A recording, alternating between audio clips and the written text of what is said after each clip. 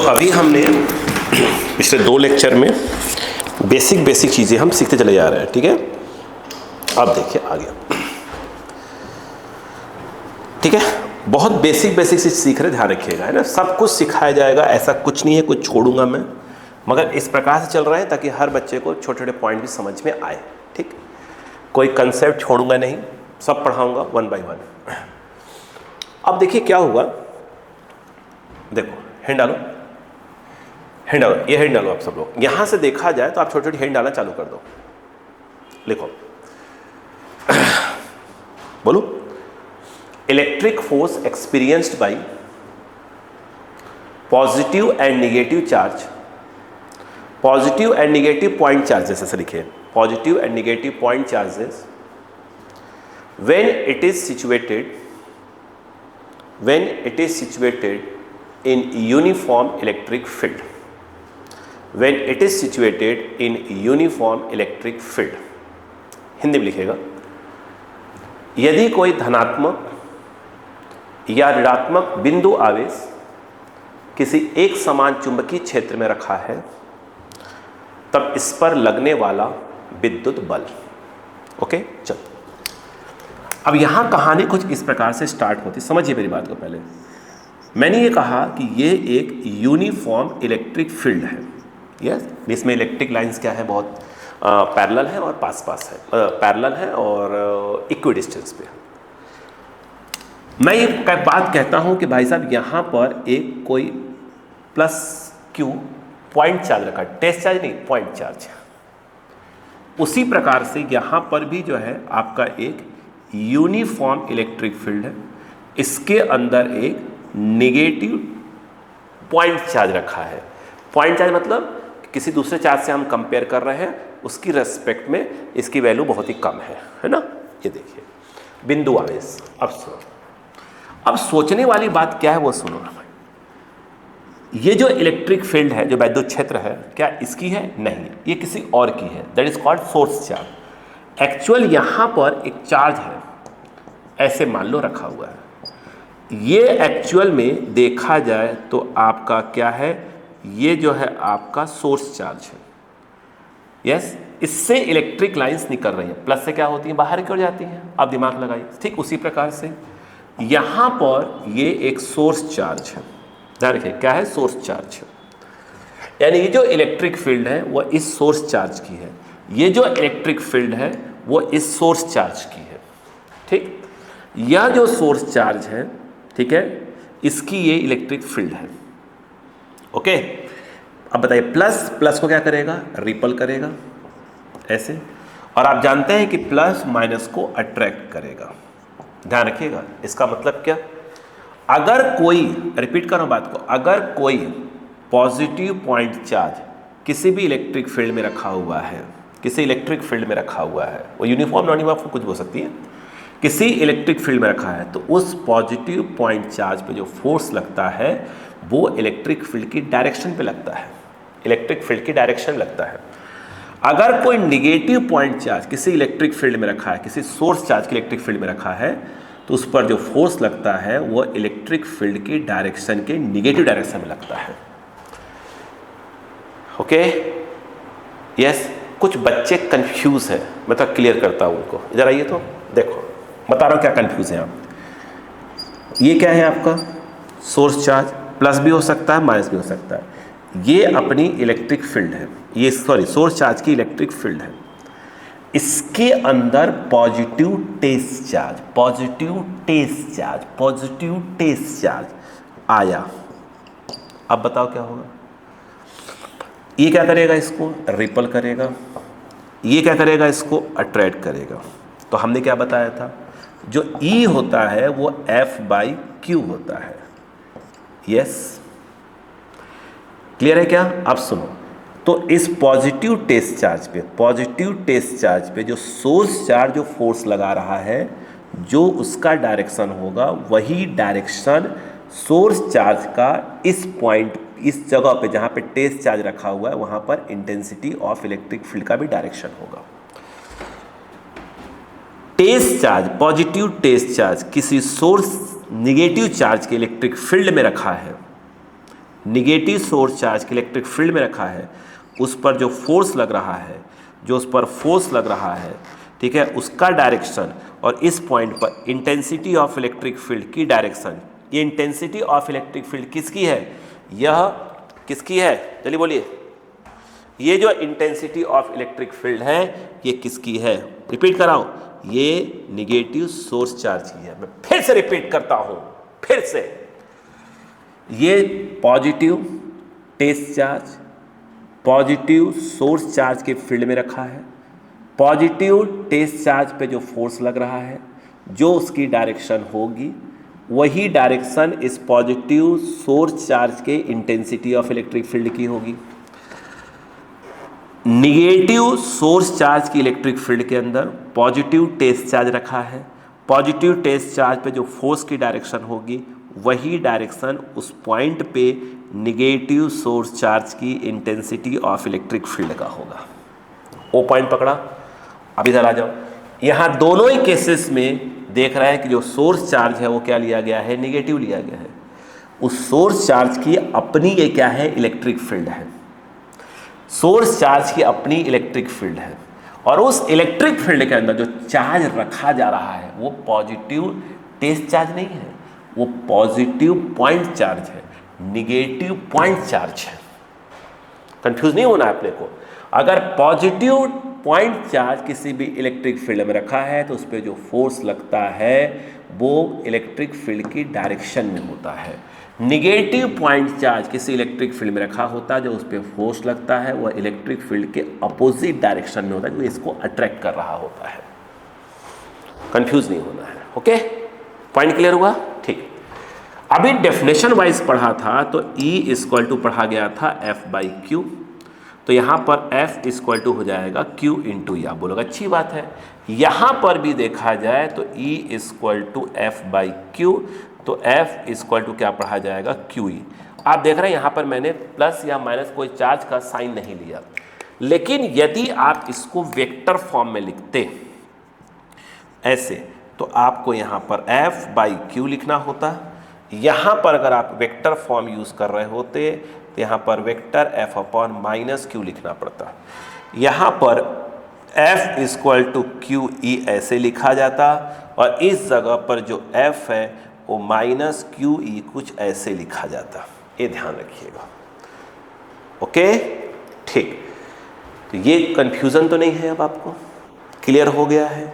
ठीक, अच्छे से 2-3 बार सुनकर लिखिए, 2-3 बार देखिए मैंने क्या बोला, 2-3 बार सुनिए, है ना।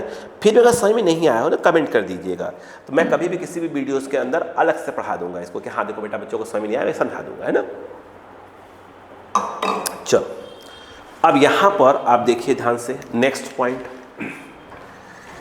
तो अगर ठीक है, इतनी बात समझ में आ गई। अब मैं इसी को कंटिन्यू बढ़ा रहा हूँ, जो मैंने आपको हेडिंग डलवाया है उसी को बात को आगे बढ़ा रहा हूँ। देखो तो हुआ ये कि एक इलेक्ट्रिक फील्ड था, ध्यान दीजिएगा, यूनिफॉर्म फिलहाल भी हम ले रहे हैं, यूनिफॉर्म इलेक्ट्रिक फील्ड था।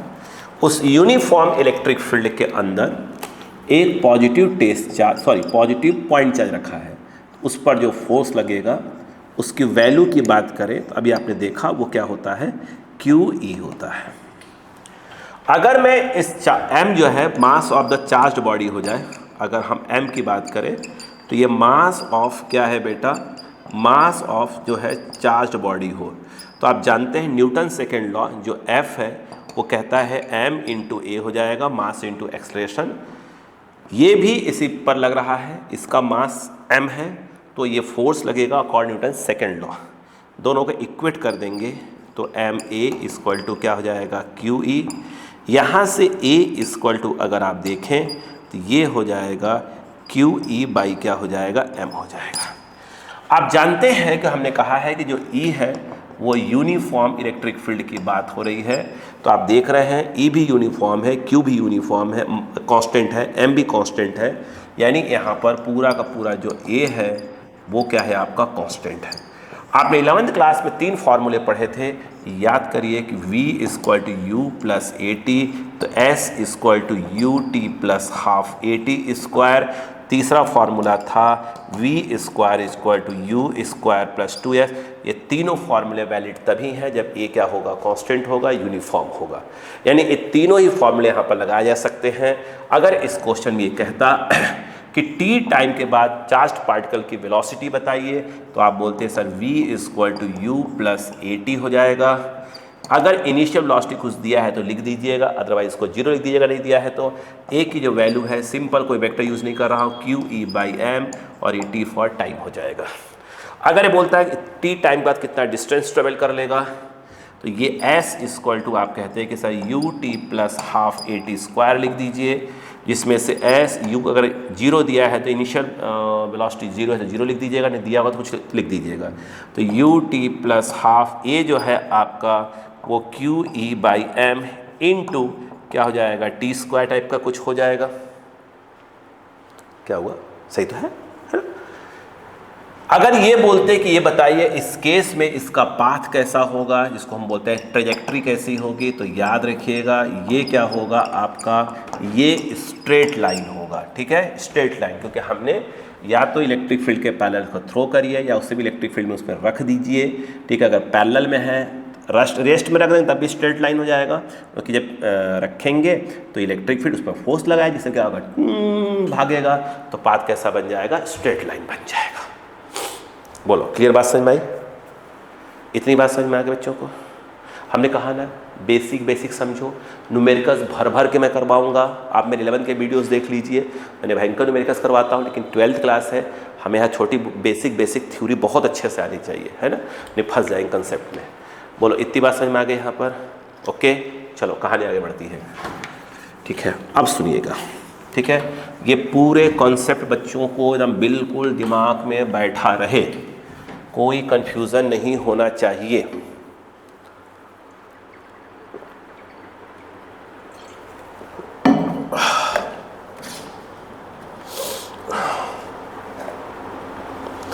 देखिए, अब हमारी कहानी थोड़ी सी आगे बढ़ती है। ठीक है, अब बहुत से हम धीरे छोटे मोटे कंसेप्ट लिखने जा रहे हैं। ठीक है, ध्यान से लिखिएगा। देखो, हाँ लिखिएगा, time period of a charged simple pendulum. Time period of a charged simple pendulum. देखो क्या कर रहा है, फिर डालिएगा, है ना। आवेशित क्या बोलते हैं पेंडुलम को, लोलक बोलते हैं शायद, है ना। आवेशित लोलक का आवर्तकाल। देखो सुनो, कहानी कुछ ऐसे ही 11th क्लास थोड़ा सा याद रखिएगा बस। यहाँ पर क्या हुआ, केस 1 की अगर हम बात करें, आपने पढ़ा है ध्यान से, केस 1, ये 11th क्लास की बात हो रही है। ये एक आप जानते हैं एक पेंडुलम है, इसका मास m दिया है, ग्रेविटी आप जानते हैं, तो यहाँ पे mg काम करेगा और ऊपर की ओर एक टेंशन काम करेगा। टेंशन चलो फिलहाल मैं f बोल रहा हूँ जानबूझकर, t नहीं बोल रहा हूँ, t फॉर टाइम पीरियड हो जाएगा यहाँ पर। आप सुनो, अगर इस केस में मैं कहूँ कि टाइम पीरियड क्या होता है, तो आप पढ़े होंगे 2 पाई, आई थिंक पढ़े हैं L/g पढ़े होंगे। L जो है सिंपल पेंडुलम की इफेक्टिव लेंथ होती है, 11th क्लास की बात करते हैं। फिर पेंडुलम लिफ्ट में ऊपर जा रहा है नीचे आ रहा है, आपने पढ़ा होगा। उसी केस को हम आगे कंटिन्यू कर रहे हैं। अब सुनो, तो देखा जाए तो ये केस 1 हमारा केस 1 नहीं कहलाएगा, फिर हमने केस नाम दे दिया इसको। केस 2 की बात करें, मान लीजिए कि आपके पास एक पेंडुलम है, उस पर चार्ज Q है, उसका मास m है, और यह एक डाउनवर्ड्स यूनिफॉर्म इलेक्ट्रिक फील्ड में रखा हुआ है, और उससे पूछा जा रहा है इसका टाइम पीरियड बताइए। सोचने वाली बात है, अगर कोई +Q चार्ज किसी इलेक्ट्रिक फील्ड में रखा होता है तो उस पर जो फोर्स लगता है वो इलेक्ट्रिक फील्ड की डायरेक्शन में लगता है, कितना होता है, Q × E के बराबर होता है। और आप जानते हैं कि नीचे की ओर क्या लगता है, mg, जिसको हम क्या बोलते हैं, उसका वेट बोलते हैं। तो यहाँ पर यदि आप देखें तो F नेट किसके अलॉन्ग, स्ट्रिंग के अलॉन्ग, ये एक प्रकार का देखा जाए इस केस में F नेट ही था। F नेट जो है आपका mg प्लस ऑफ क्या आ जाएगा, QE आ जाएगा। ठीक, ये जो g होता है अगर आपको याद हो, इसको बोलते हैं इफेक्टिव एक्सेलरेशन, प्रभावी त्वरण। तो अब बताइए, तो इसको जो हम कहते हैं g इफेक्टिव, ये g इफेक्टिव है, प्रभावी त्वरण, वो जो फॉर्मूला था वो होता है F नेट बाई m जो है मास ऑफ द पेंडुलम। ठीक है, अब सुनो, यहाँ पर जब g इफेक्टिव लिखेंगे तो वो क्या आ जाएगा बताइए, एफ नेट, एफ नेट के नाम पर आ जाएगा mg plus of Q E by M, जिससे ये g इफेक्टिव जो है आपका g प्लस ये क्यू ई बाई एम आ जाएगा। तो टाइम पीरियड आ जाएगा 2 पाई under root L by G effective, ये जी इफेक्टिव कहलाता है, ध्यान रखिएगा, है ना। तो जी इफेक्टिव 11th क्लास में पढ़े होंगे आप लोगों ने, तो इसको हम पढ़ेंगे जी प्लस ये हो जाएगा क्यू ई बाई एम। ये पेंडुलम का टाइम पीरियड है केस नंबर 2 के अंदर। केस नंबर 3 में उन्होंने कहा कि काम करो, केस नंबर 3 है ना, ध्यान दीजिएगा। केस नंबर 3 में उन्होंने कहा कि भाई साहब आप जब पेंडुलम ले रहे हो वो तो वैसे का वैसे ही है, उस पर चार्ज Q है, उसका मास M है, लेकिन जिस यूनिफॉर्म इलेक्ट्रिक फील्ड में रखा है वो क्या है, वर्टिकली अपवर्ड्स है। तो आपको समझ में आना चाहिए यहाँ पर कि ये तो mg इस तरफ ही काम करेगा नीचे की ओर और ऊपर की ओर काम करेगा QE। अब केस 3 में 2 केस आ जाते हैं, ठीक है।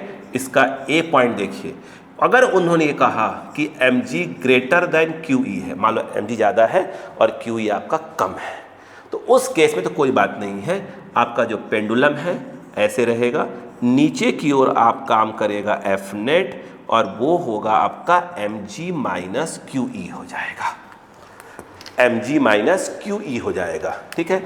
यहाँ पर अब जब आप बात करेंगे g इफेक्टिव निकालेंगे, प्रभावी त्वरण निकालेंगे, इफेक्टिव एक्सलेशन निकालेंगे, तो वो एफ नेट बाई एम आ जाएगा। तो g इफेक्टिव के नाम पर देखें तो वो mg minus of QE by M, इसको अलग अलग करेंगे, उधर जगह बचा लेते हैं।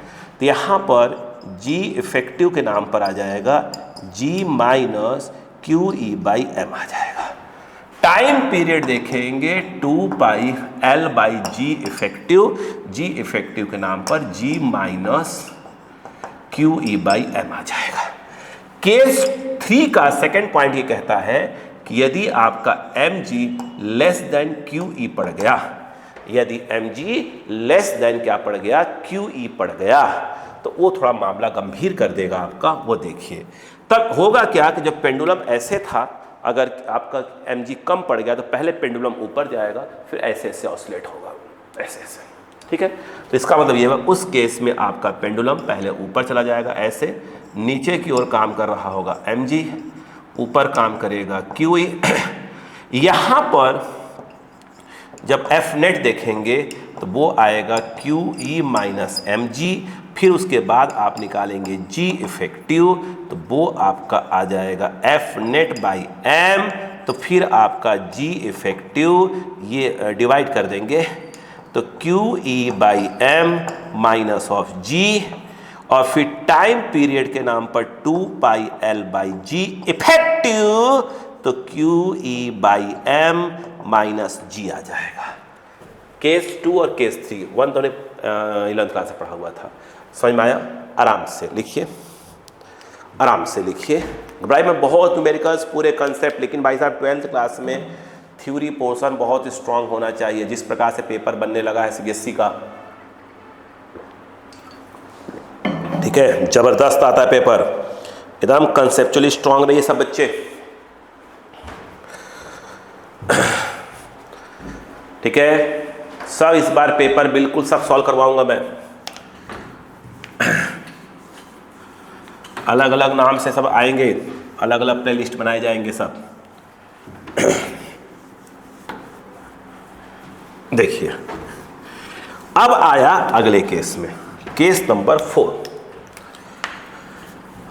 केस नंबर जो आपका 4 है वो क्या कहता है, उसने कहा कि ये रहा आपका इलेक्ट्रिक फील्ड जो है वो आपकी पैरेलल यानी हॉरिजॉन्टल है, यूनिफॉर्म इलेक्ट्रिक फील्ड तो है बट हॉरिजॉन्टल है, क्षैतिजता है, ग्राउंड के पैरेलल है, ठीक है। और इस पर जो है आपका क्या है, प्लस Q चार्ज है और मास के नाम पर M है। पहली बात तो ये ऐसे रुक नहीं सकता, सबसे पहले क्या होगा ध्यान रखिएगा, ये जो है इस पर QE ऐसे काम करेगा, उसको खींच कर ले जाएगा, उसको यहाँ कहीं ले जाएगा इस जगह पर, यानी यहाँ पर F इक्वल टू देखा जाए तो पहले QE, नीचे की ओर काम करेगा mg, और ये इस वर्टिकल से ध्यान रखिएगा, इस वर्टिकल से ठीक है, कुछ न कुछ एंगल बना लेगा, सपोज करो वो थीटा एंगल बना लिया उसने। ठीक, यहाँ पे यदि आप ध्यान से देखें तो ये ऐसे और ये ऐसे, और ये जो है आपका ये कहलाएगा एक प्रकार से एफ नेट, ए रस्सी के अपोजिट। तो वो पहले एफ नेट निकाला करिए, उसी को एम से डिवाइड करेंगे तो आ जाएगा जी इफेक्टिव। तो एफ नेट के नाम पर आ जाएगा under root of Q E का whole square plus of M G का होल स्क्वायर। जब आप यहाँ से जी इफेक्टिव की बात करेंगे तो वो एफ नेट बाई एम हो जाएगा। यहाँ पर देखें तो जी इफेक्टिव एफ नेट के नाम पर क्या आ जाएगा, क्यू ई का whole square plus of M G का होल स्क्वायर अपॉन क्या जाएगा एम। इसको ढंग से करेंगे तो आप सब बच्चे जानते होंगे, रूट के अंदर डालेंगे तो क्या हो जाएगा क्यू ई बाई एम का होल स्क्वायर प्लस ये कट जाएगा, सिर्फ आएगा जी स्क्वायर। यहाँ पर जब टाइम पीरियड की बात आएगी 2 pi L by G effective, तो जी इफेक्टिव के नाम पर ये आ जाएगा अंडर रूट आपका क्यू ई बाई एम का whole square plus of G square. कभी कभी वो आपसे इस थीटा के बारे में पूछते हैं कि वर्टिकल से कितना एंगल बन जाएगा। यदि आप ध्यान से देखें तो ये एंगल थीटा है, एक मिनट यहाँ मत करिए इसको, ऐसे ये आप देख रहे हैं कि ये अगर थीटा है, ये भी आपका थीटा होगा। तो वो टैन थीटा जब पूछें, देखिए tan theta equal to this by this, this मतलब Q E by M G, यानी ये आ जाएगा Q E by M G. वहाँ से आप थीटा निकालिए तो वो आएगा tan inverse Q E by M G. ये पूछा जाता है, ये ध्यान रखिएगा, ठीक है ये। ठीक, अगला केस देखिएगा, अगला केस, केस नंबर 4 हो गया। Case number 5, case number 5, case number 5। आइए, अगर हम बात करते हैं केस नंबर 5 की, उसके पहले कि मैं केस नंबर 5 बोलूं, मैं आपको एक 11th क्लास का छोटा सा फॉर्मूले के बारे में याद दिला दूं।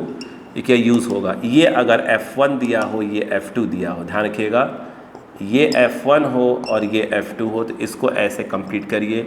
ये एंगल थीटा है, ये आप जानते हैं, अगर मैं इसको F नेट बोलता हूँ, ध्यान रखिएगा। तो भाई साहब यहाँ पर जो ये F नेट है वो अंडर रूट ऑफ क्या जाएगा, under root of F1 square plus F2 square plus 2 F1 F2 cos theta आ जाएगा। और यदि F नेट का डायरेक्शन पूछें तो आपको शायद याद हो tan अल्फा इक्वल टू किससे एंगल बना रहा है, F1 से, तो ये F1 लिखा जाएगा, यहाँ पे F2 जिससे एंगल बना रहा है उसको अकेले लिख दीजिए, फिर F2 यहाँ, फिर F2 यहाँ लिख दीजिए। tan क्या होता है, साइन बाई कॉस, तो यहाँ पे साइन थीटा और यहाँ पे कॉस थीटा, यहाँ से आप अल्फा निकाल सकते हैं। अब इस फॉर्मूले का यूज देखिए, केस नंबर 5 है ना। अब देखिए केस नंबर 5 और 6 आपको अच्छे समझ में आ जाएगा, ध्यान दीजिएगा। केस नंबर 5 क्या कहता है, केस नंबर 5 आपसे ये कहता है कि भाई साहब हुआ क्या कि जो ये है ये प्लस क्यू चार्ज मास एम, जो मैंने इलेक्ट्रिक फील्ड दिया था वो ऐसे कर दिया, यूनिफॉर्म इलेक्ट्रिक फील्ड को उन्होंने ऐसे दे दिया और ग्राउंड से एंगल थीटा दे दिया। बोलेंगे अब बताओ क्या होगा इफेक्टिव। अब दिमाग लगाते हैं यहाँ पर, आइए आराम से समझिए, रिलैक्स रहिएगा, ठीक है। स्टार्ट करूँ। सबसे पहले आपको मालूम है क्यू इसको खींचेगा, तो जो आपका पेंडुलम है, ध्यान दीजिएगा, पेंडुलम वो पहले यहाँ तक जाएगा, किसी न किसी एंगल तक जाएगा, ये यहाँ तक जाएगा, ये मान लो गया थीटा एंगल तक गया, ठीक है, थीटा एंगल तक गया। अब होगा क्या, क्यू ई ऐसे लगेगा इलेक्ट्रिक फील्ड के अलोंग, तो इलेक्ट्रिक फील्ड के अलोंग क्यू ई लगेगा और नीचे की ओर काम कर रहा होगा एम जी, और ये काम कर रहा होगा कौन, आपका क्यू ई। ध्यान रखिएगा, कोई प्रॉब्लम नहीं। क्यू ई ऐसे लग रहा है, ये हॉरिजॉन्टल है, से थीटा बन रहा है, यानी हॉरिजॉन्टल से अभी एंगल कितना बना हुआ है, ये कितना बना है, थीटा एंगल बना हुआ है। ठीक है, क्लियर है क्या? यस, इसको थीटा मतलब, इसको फिलहाल तो अल्फा लो आप, फिर बाकी बात समझा पाऊंगा। फिर से चार्ज क्यू है, इलेक्ट्रिक फील्ड ई है, तो क्यू ई लगेगा ऐसे, वो हॉरिजॉन्टल से कितने एंगल पर जाएगा, क्यू ई मतलब ऐसे जाएगा क्यू ई, देखिए क्यू ई तो हॉरिजॉन्टल से थीटा एंगल पर हो गया, एम जी नीचे है, एक समय के बाद रुक जाएगा। कब रुक जाएगा वो देखिए। अब सुनिए, अब यहाँ पर हमें निकालना नेट फोर्स, ध्यान दीजिएगा, यहाँ से इसको ऐसे करिए, यहाँ से इसको ऐसे करिए, ठीक है, ये देखिए, ये अब ये देखिए, ये होगा आपका नेट, स्ट्रिंग के बिल्कुल अपोजिट ये हो जाएगा आपका नेट फोर्स। तो नेट फोर्स निकालने के लिए आपको F1 चाहिए, F2 चाहिए, और F1 और F2 के बीच का एंगल चाहिए। आप नोटिस करिए, पहले आप देखिए, ये तो हॉरिजॉन्टल है भाई साहब, ये हॉरिजॉन्टल है, ये थीटा है, और ऊपर वाला देखा जो mg है हॉरिजॉन्टल से 90 डिग्री चाहिए। तो यहाँ पर जो F1 है मान लीजिए वो mg है, जो F2 है वो एक प्रकार से क्या है, QE है।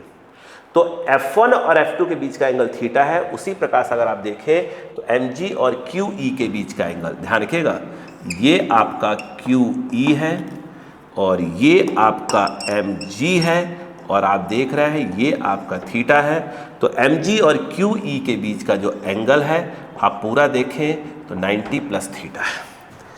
जैसे यहाँ पर एफ नेट निकाल रहे हैं तो under root of F1 square plus F2 square plus 2F1 F2 cos theta, उसी प्रकार से जब आप यहाँ पर एफ नेट निकालेंगे तो वो क्या आएगा वो देखिए, वो आएगा mg का होल स्क्वायर प्लस ऑफ क्या जाएगा, QE का होल स्क्वायर, और उसके बाद आपका आ जाएगा प्लस 2mg, फिर आ जाएगा QE, फिर दोनों के बीच का एंगल के साथ कॉस लगा दीजिए, तो कॉस 90 प्लस थीटा।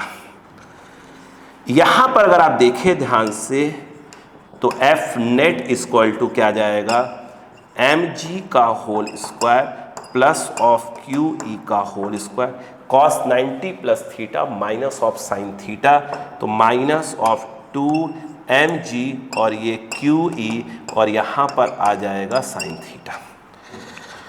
फिर हमें निकालना पड़ेगा G इफेक्टिव, कि बिना G इफेक्टिव निकाले काम नहीं होगा।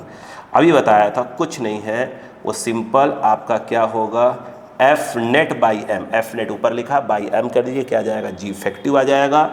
टाइम पीरियड जो है 2 पाई अंडर रूट ऑफ L, तो मालूम है ना पेंडुलम की लेंथ दी हुई है, ये L दी हुई होती है, ये L है ना, L बाई G इफेक्टिव। तो G इफेक्टिव को जो फॉर्मूला है ऊपर से कॉपी कर लेंगे।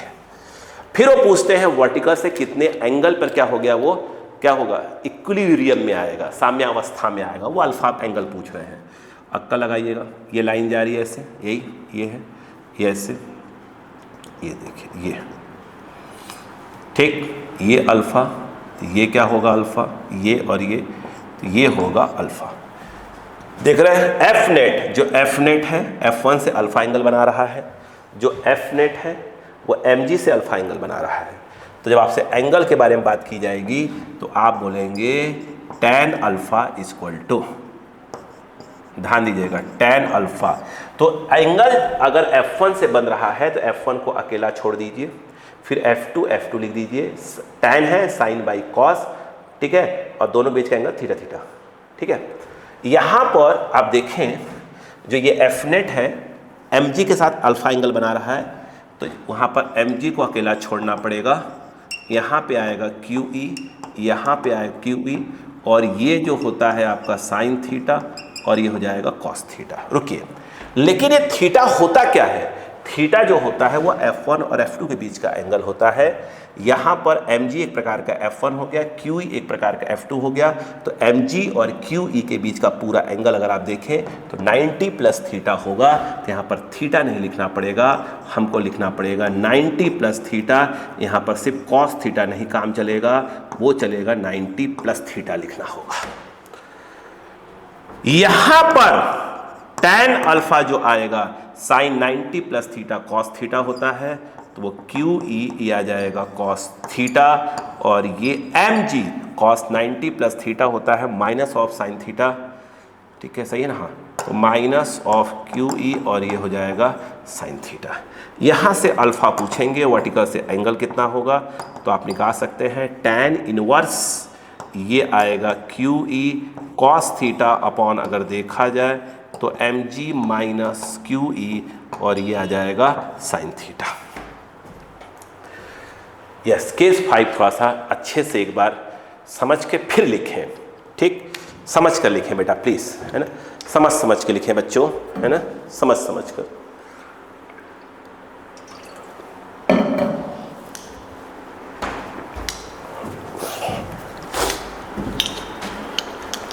केस नंबर 6 की बात करते हैं। ये बिल्कुल लिफ्ट वाला कंसेप्ट है 11th क्लास का, लिफ्ट में पेंडुलम रखा हुआ, पूरा वही कंसेप्ट है, देखिएगा। अगर आप केस नंबर 6 को देखते हैं, देखो केस नंबर 6 क्या कहता है वो देखो, वो ये उन्होंने कहा कि भाई साहब ऐसा है, ऐसा ये प्लस क्यू और ये मास एम है, लेकिन जो मैं इलेक्ट्रिक फील्ड दे रहा हूँ, जो इलेक्ट्रिक फील्ड दे रहा हूँ वो कुछ इस प्रकार की दे रहा हूँ, ऐसा ये, और वो ग्राउंड से हॉरिजॉन्टल से एंगल थीटा बना रहा है, ऐसा दे दिया उन्होंने। बोले अब बताओ टाइम पीरियड क्या हो जाएगा। कोई बात नहीं, कर लेंगे सॉल्व। जब ये क्वेश्चन सामने आया तो क्या करेंगे आप, सबसे पहले दिमाग लगाएं, ये देखिए ये क्या करेगा, इसको खींचेगा। जब खींचेगा तो सबसे पहले जो है ये इसको किसी न किसी एंगल पे ले जाएगा और रोकेगा, मतलब इक्विलिब्रियम में करेगा। आप नोटिस करिए क्यू ई फोर्स ऐसे काम करेगा जो कि हॉरिजॉन्टल से थीटा एंगल बना रहा है, यानी यहाँ पर अगर आप देखें ये हॉरिजॉन्टल है ये, और ये आपका क्या है एम जी आने वाला है, और ये याद रखिए कहीं ना कहीं क्या आएगा आपका एफ नेट आएगा। और आप देख रहे हैं कि हॉरिजॉन्टल से क्यू ई थीटा एंगल पर है, यानी कहने का मतलब ये है कि हॉरिजॉन्टल से कुछ इस तरफ कहीं पर क्या है क्यू ई काम करेगा। क्लियर। अब इस क्यू ई और एम जी का ही एफ नेट क्या है, रिजल्टेंट है, और ये जो एंगल आप देख रहे हैं कितने का है, थीटा का है। हॉरिजॉन्टल से क्यू ई कितना एंगल बना रहा है, थीटा एंगल बना रहा है। अब थोड़ा दिमाग का यूज़ करिए, थोड़ा कलर भी यूज़ करते हैं। यदि आप ध्यान से देखें तो ये देखिए एम जी ये रहा, एम जी क्यू ई के पैरेलल लाइन खींच दीजिए ये, और यहाँ से इसके ऐसे लेकर लाइन ले आइए और तक करेक्शन कर लीजिए इसमें, तो ये ऐसे आ गया, ऐसे, ये इसी का अपोजिट है, ये कुछ और नहीं है, ये आपका एफ नेट है। ठीक है, आइए अब आप थोड़ा सा दिमाग का यूज़ करिए, इसी कंसेप्ट लगाइएगा। यदि आप देखें तो एफ नेट क्या होता, f1 square plus f2 square plus 2 f1 f2 cos theta. f1 के नाम पर mg, f2 के नाम पर qe। तो आप बोलेंगे सर यहाँ तो कोई समस्या नहीं है, f1 यानी mg square plus of qe का होल स्क्वायर प्लस आप बोलेंगे सर 2f1 f2 होता है, तो हमने कहा हाँ चलो मान लो, तो ये हो गया mg और फिर ये हो गया qe। फिर एंगल होता है कॉस थीटा, थीटा जो होता है f1 और f2 के बीच का एंगल होता है। आप नोटिस करिए ये देखिए ये हॉरिजॉन्टल है और ये पूरा angle 90 degree, A M G है 90 है, ऊपर थीटा है, तो ये जो एंगल है अगर आप देखें ध्यान से तो ये 90 माइनस थीटा आ जाएगा। क्यों, एम जी ऐसे है, ये हॉरिजॉन्टल है, पूरा एंगल 90 होगा, ऊपर वाला थीटा है तो ये वाला कितना होगा 90 माइनस थीटा हो जाएगा, यानी एम जी और क्यू ई के बीच का एंगल कितना आएगा 90 माइनस थीटा। तो यहाँ पर वही ये जो लिखा जाएगा कॉस और यहाँ पर लिखा जाएगा 90 माइनस थीटा। यहाँ पर ये जो है एफ नेट इक्वल टू, अगर आप ध्यान दें तो ये आ जाएगा एम जी का होल स्क्वायर प्लस ऑफ क्या आ जाएगा क्यू ई का whole square, cos 90 minus theta होता है साइन थीटा, तो ये आ जाएगा आपका 2 एम जी क्यू ई और ये आ जाएगा साइन थीटा। ये एफ नेट की वैल्यू है। फिर वही बात, ये वर्टिकल से कितना एंगल बनाएगा, तो हमने उसको अल्फा सपोज कर लिया। तो आप देख रहे हैं ये लाइन चल रही है, एफ नेट वाली लाइन चल रही है, ये देखिए ये भी आपका अल्फा होगा और ये जो एंगल है ये भी अल्फा होगा। तो आप देख रहे हैं कि जो एफ नेट है वो mg से एंगल अल्फा बना रहा है, जैसे यहाँ पर एफ नेट f1 से एंगल अल्फा बना रहा है तो f1 को अकेला छोड़ना पड़ेगा, है ना, फिर f2। तो यहाँ पर अगर हम यहाँ बात करेंगे tan अल्फा की बात करेंगे तो जो अल्फा है वो mg से एंगल बना रहा है, तो ये लिखा जाएगा mg और प्लस ऑफ ये लिखा जाएगा QE, ये भी लिखा जाएगा QE, और ये होता है साइन और ये होता है कॉस, दोनों के बीच का एंगल f1 f2, यहाँ पर mg और QE के बीच का एंगल जो कि है 90 माइनस थीटा। तो ये जो आपका आ जाएगा 90 माइनस थीटा, ये भी आएगा 90 माइनस थीटा। तो यहाँ पर जो आपका tan अल्फा है वो QE sine 90 minus theta cos theta, और ये mg cos 90 minus theta sine theta, तो ये QE साइन थीटा कुछ आ जाएगा।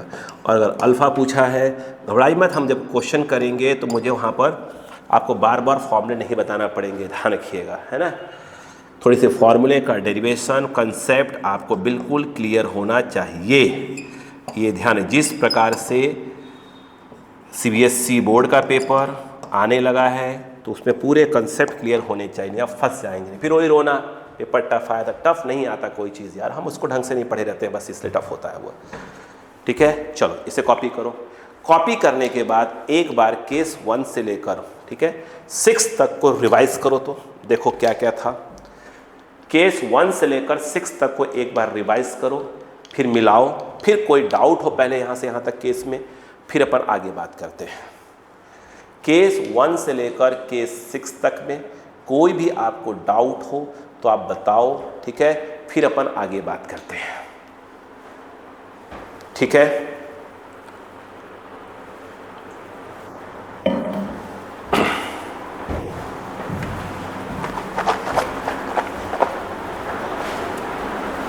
ओके चलो, हम करीब ये 3rd लेक्चर हमारा है, तो करीब करीब मान लीजिए 4th 5th 6th 7th से करीब करीब हम लोग न्यूमेरिकल स्टार्ट कर देंगे, है ना, 6 या 7 से, उसी के आसपास से, एक दो आगे पीछे भी हो सकते हैं, ठीक है। तो आप कोशिश करिए थ्योरी पूरी याद रहे आपको। देखो हो गया, आगे बात करें। अब देखिए बड़ा प्यारे प्यारे 11th क्लास के कंसेप्ट आ रहे हैं, वो देखिएगा, ठीक है, कोशिश करिएगा समझने की। हुआ क्या, एक क्वेश्चन आया, आपसे कंसेप्ट के नाम से लिख सकते हैं ना, कंसेप्ट कर दिया करिए, कंसेप्ट लिखकर छोड़ दिया करिए। एक क्वेश्चन आया कि यहाँ पर फ्रिक्शन है, ध्यान रखिएगा, यहाँ पे फ्रिक्शन है, यहाँ पर एक ब्लॉक रखा है जिसका मास m है और इस पर चार्ज कितना है, +q है, ठीक। कह रहे हैं ये बताइए, अगर मैंने इसमें ये यूनिफॉर्म इलेक्ट्रिक फील्ड यहाँ से प्रोड्यूस कर दिया E, तो E की मिनिमम वैल्यू क्या हो जिससे ब्लॉक क्या कर जाए, स्लाइड हो जाए, कम से कम वैल्यू कितनी हो, याद करो 11th क्लास। देखिए स्टेप 1 अपन बात करना चालू करते हैं। स्टेप 1 अगर देखें तो पहली बात ये है कि आप देख रहे हैं ये जो ब्लॉक है उसके ऊपर चार्ज है और वह इलेक्ट्रिक फील्ड में रखा है, तो वो इलेक्ट्रिक फील्ड इसके ऊपर एक फोर्स लगाएगी जिसकी वैल्यू होगी Q × E।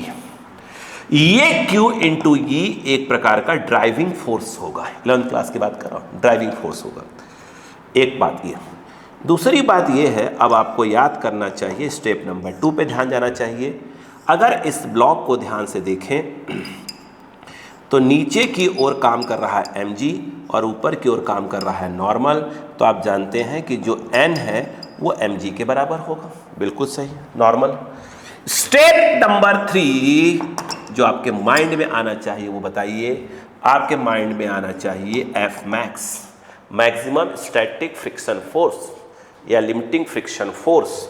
आप जानते हैं μs × n, μs क्या होता है, कोफिशिएंट ऑफ स्टैटिक फ्रिक्शन। तो यहाँ पर आप F मैक्स निकालेंगे, μsn, n के नाम पर क्या आ जाएगा, mg आ जाएगा। अगर हम बात करें स्टेप नंबर 4 की बात करें, अगर हम कहें कि इफ ब्लॉक जस्ट स्लाइड्स नहीं हो रहा, स्लाइड बस होने ही वाला है, अब उस कंडीशन में क्या होगा कि जो FD है वो ग्रेटर देन क्या होना चाहिए, F max greater than equal to F max. अगर ड्राइविंग फोर्स एफ मैक्स के बराबर हो, ठीक है, बस में यस, या उससे ज़्यादा हो तो ब्लॉक क्या कर जाएगा, स्लाइड कर जाएगा, ठीक है। ऐसे नहीं, जस्ट मत लिखिए, इफ ब्लॉक स्लाइड्स, तब ऐसा ही रहेगा लिखना। तो ड्राइविंग फोर्स जो है स्टैटिक से या तो ज़्यादा होना चाहिए तो बराबर होना चाहिए। तो उस केस में आप देख रहे हैं, बात समझ आ गई, yes yes yes yes yes. F D कितना हुआ, एफ डी जो है आपका क्यू ई ग्रेटर देन एफ मैक्स, वो है म्यू एस एन जी। तो ई आप देख रहे हैं greater than equal to mu S M G by क्या हो जाएगा, क्यू। तो E minimum electric field, minimum intensity of electric field की वैल्यू, तो हमें इक्वल टू लगाना पड़ेगा, वो mu S M G by क्या हो जाएगा, क्यू। यानी कम से कम इतना अगर हम इलेक्ट्रिक फील्ड लगाएंगे, ठीक है, तो ब्लॉक स्लाइड की कंडीशन में आ जाएगा। इससे ऊपर लगाया तो 100% स्लाइड हो जाएगा। बोलिए, क्लियर हुई बात, यस हो गया। चलो नेक्स्ट, कंसेप्ट के नाम पर लिखिए प्लीज, इस सबको कंसेप्ट के नाम पर लिखिए, ठीक है। आगे देखिएगा, कुछ क्वेश्चन ऐसा ही आया, बस उन्होंने ऐसा कहा कि भाई सर एक काम करते हैं कि हम वो जो ब्लॉक आपने लिया था, चार्ज्ड ब्लॉक जिसका प्लस क्यू था, ठीक है, उस पर जो इलेक्ट्रिक फील्ड थी वो थोड़ा सा ऐसे लगा दीजिए, किसी न किसी एंगल पर लगा दीजिए ऐसे, जो कि एंगल थीटा बना रहा। अब बताइए कि ए की मिनिमम वैल्यू क्या हो जिससे ब्लॉक स्लाइड कर जाए। अब बताइए, कंसेप्ट तो हमने आपको पहले ही बताया था, याद करिए, लास्ट ईयर का पूरा बताया था। ये बताइए, हो गया, इलेक्ट्रिक फोर्स ऐसे लगेगा इस पर, ये क्यू ई का लगेगा, ये बताइए ये कितना है, ये थीटा है। तो आपको मालूम होना चाहिए, अगर आप क्यू ई को रिजॉल्व कर दें तो आप जानते हैं ये जो है क्यू ई कॉस थीटा, ये वाला क्यू ई क्या हो जाएगा, बोलो बेटा, साइन थीटा, ये जो है आपका एम जी, और ये आपका नॉर्मल हो गया। अगर आप ध्यान से देखें तो जो नॉर्मल है उसमें n equal to M G plus of क्या हो जाएगा, क्यू ई साइन थीटा काम करेगा। अगर यहाँ पे यदि आप एफ मैक्स निकाल लें तो म्यू एस इंटू एन हो जाएगा, तो म्यू एस एन के नाम पर क्या आ जाएगा, M G plus Q E क्या हो जाएगा बच्चों, साइन थीटा हो जाएगा। ड्राइविंग फोर्स के नाम पर यहाँ पर आएगा, वो कितना आएगा, Q E cos theta. Block यदि स्लाइड की कंडीशन में है तो F D greater than equal to क्या होना चाहिए, एफ मैक्स होना चाहिए। यानी यहाँ पर ये आ जाएगा क्यू ई, ध्यान रखिएगा, cos theta greater than F max के नाम पर mu S M G plus Q E sine theta. E निकालना है। यहाँ पर अगर आप देखें तो ई आप लिख सकते हैं ग्रेटर देन ये mu S M G plus Q E sine theta upon अगर आप देखें तो यहाँ पर क्यू कॉस थीटा हो जाएगा। ई की मिनिमम वैल्यू जिससे ब्लॉक स्लाइड हो जाए, जस्ट स्लाइड, उसके ऊपर करेंगे स्लाइड हो ही जाएगा, तो वो आएगा, इक्वल टू लगाना पड़ेगा, मिनिमम लिखना पड़ेगा, M G plus of Q E, और क्या आएगा भाई साहब, sine theta whole upon Q cos theta कुछ हो जाएगा। ठीक है, लिखिए फटाक से, लिखिए, कंसेप्ट के नाम पर लिखिए, कंसेप्ट करके लिखिए, है ना। जब भी न्यूमेरिकल जब मैं करवाना चालू करूंगा तो बिल्कुल बच्चों को समझ में आना ही चाहिए। आगे देखिएगा, ई की मिनिमम वैल्यू। अब यही क्वेश्चन कुछ इस प्रकार से आया, आइए, उन्होंने कहा कि नहीं आप तो ऐसा करो कि ब्लॉक लो एम, उस पर चार्ज क्यू लो, और ऐसे करके इलेक्ट्रिक फील्ड लगा दो, यूनिफॉर्म इलेक्ट्रिक फील्ड जो कि हॉरिजॉन्टल से एंगल थीटा हो। अब बताइए क्या करेंगे। उस केस में यदि आप ध्यान दें तो ये मास m है, ये प्लस q है, आप जानते हैं कि ऐसे कौन सा फोर्स काम करेगा, QE, और ये कितना है, थीटा। अब तोड़ दीजिए, यदि आप ध्यान से देखें QE को यदि आप रिजॉल्व करेंगे तो इस तरफ आएगा क्यू ई कॉस थीटा, इस तरफ आएगा क्यू ई साइन थीटा, ये m है, यहां काम करेगा mg। एक सॉरी बच्चों, यहां पर ये n है, तो आप देख रहे हैं इस केस में n plus Q E sine theta हो जाएगा mg के बराबर, तो n equal to mg minus Q E sine theta. आपको मालूम है कि पीछे की ओर काम कर रहा होगा एफ मैक्स, यहाँ पर ये जो क्यू ई कॉस थीटा है वह एक प्रकार का ड्राइविंग फोर्स हो जाएगा। ठीक, अब यहाँ पर आपको निकालना चाहिए एफ मैक्स, जो कि आएगा म्यू एस एन के नाम पर अगर आप देखें तो M G minus of Q E sine theta. अगर ब्लॉक स्लाइड की कंडीशन में है तो एफ डी ग्रेटर देन क्या होना चाहिए, एफ मैक्स। एफ डी जो है आपका है Q E cos theta, Q E cos theta. F max के नाम पर अगर आप देखें म्यू एस ब्रैकेट में M G minus of Q E sine theta. यहाँ पर ई ग्रेटर देन अगर आप देखें तो म्यू एस और ये लिखा जाएगा M G minus of Q E sine theta whole upon ये आ जाएगा क्यू कॉस थीटा। अगर इंटेंसिटी ऑफ इलेक्ट्रिक फील्ड की मिनिमम वैल्यू बोलें कितना होगा तो वो आएगा म्यू एस, देखते रहिएगा, M G minus equal to लगा देंगे ना, इसी में इक्वल टू लगाना पड़ेगा। हाँ बोलो, Q E minus M G minus क्या हो जाएगा क्यू ई, आगे बोलो बेटा, sine theta whole upon Q और ये आ जाएगा कॉस थीटा। ये बोलिए क्लियर है क्या? ये पूछा जाता है, बिल्कुल पूछा जा सकता है, बिल्कुल पूछा जाता है भाई साहब, इसमें कोई दो राय नहीं है। ठीक है, कुछ छोड़ के मत चलिए। जो बच्चे बोर्ड में 12th क्लास छोड़ के गए थे इस बार, लंका लगी है उनकी, ये नहीं आता वो नहीं आता करते गए, बोर्ड में आके टफ हो गया। पेपर का टफ कैसे हो गया भाई? आप पूरा साल भर ध्यान से पढ़ नहीं रहे हैं, लास्ट में जो है बिना वजह का जो है आप कि 2-2 घंटे वाली क्लास किसी न किसी का अटेंड कर ले रहे हैं, बोले हाँ उसी सब आ जाएगा। कैसे आ जाएगा भाई? बोर्ड पेपर, सीबीएसई आपसे पेपर ले रही है कि मजाक कर रही है? इसलिए साल भर अच्छे से पढ़िए, पॉइंट टू पॉइंट पढ़िए, एंडिंग में एक हफ्ते बैठ के जितने आपने नोट्स बनाए उनको रिवाइज करिए चुपचाप से। दुनिया भर का ये देख रहे हैं वो देख रहे हैं, पेपर टफ हुआ, फालतू वाली बात। आइए अब आइए नेक्स्ट, अगला कंसेप्ट देखिए। उन्होंने ये कहा कि भाई साहब यहाँ पर ध्यान दीजिएगा, ये एक इंक्लाइन प्लेन है, इंक्लाइन प्लेन, कोई फ्रिक्शन नहीं, ध्यान रखना, म्यू 0 है।